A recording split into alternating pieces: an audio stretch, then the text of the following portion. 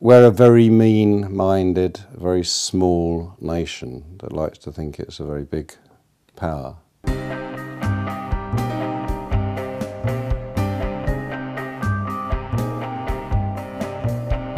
Britain is attempting to cling on to that power, basically through the sort of endless oppression of its own people. Now, you know, as the empire crumbled, as the finances crumbled, as the slavery crumbled, you know, so, you know, increasingly we as Britons, you know, are put into a form of slavery. I mean, we've got the lowest minimum wage in Europe, we've got the lowest standard of living, we've got the lowest standard of health care, the lowest standard of education, blah, blah, blah, blah, blah. It's a very, very, very mean country. I mean, I've said it before and I'll say it again, you know, I think we are, the British are the most oppressed nation in the world. And the evidence of that is our stability. We have been kept under the thumb. There's been no revolution, there's been very little street action. What is viciously squashed in a way unparalleled. The secret services in this country are probably the most efficient, long-standing, etc., etc. So, you know, the whole machinery of oppression in this country is greater than in any other country in the world. It's an absolute essential to the English way of life, knowing where you belong. And if you don't know, you'll soon be reminded.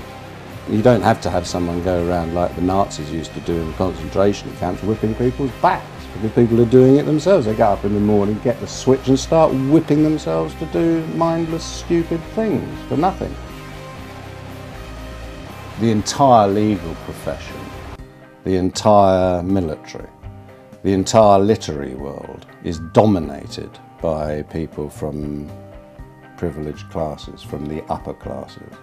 Now, you can't buy yourself into the upper class. It's not like America where money defines class. In this country, background defines class, and it's still it's as deeply ingrained into the English character, you know, as is the caste system in India. Except it's not quite so explicit.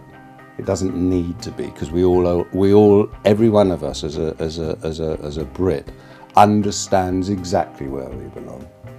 And we understand it just by the accent, our accent.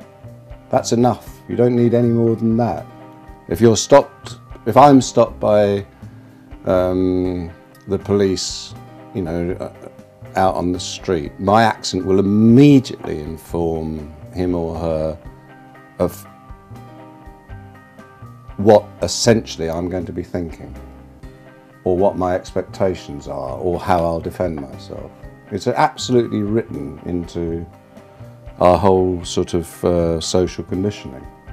And for example, I don't look like a sort of upper middle class gentleman, but I sound like one. So when I go into a shop, because I look a bit trampish, then I'll probably create interest from the security. But I only need to open my mouth and they'll think, oh, well, that's all right, isn't it? He's a sort of upper class eccentric, rather than a working class tramp. That sort of thing. I mean, it's just in play all the time. That's how the whole structure of British society is built, around the class system.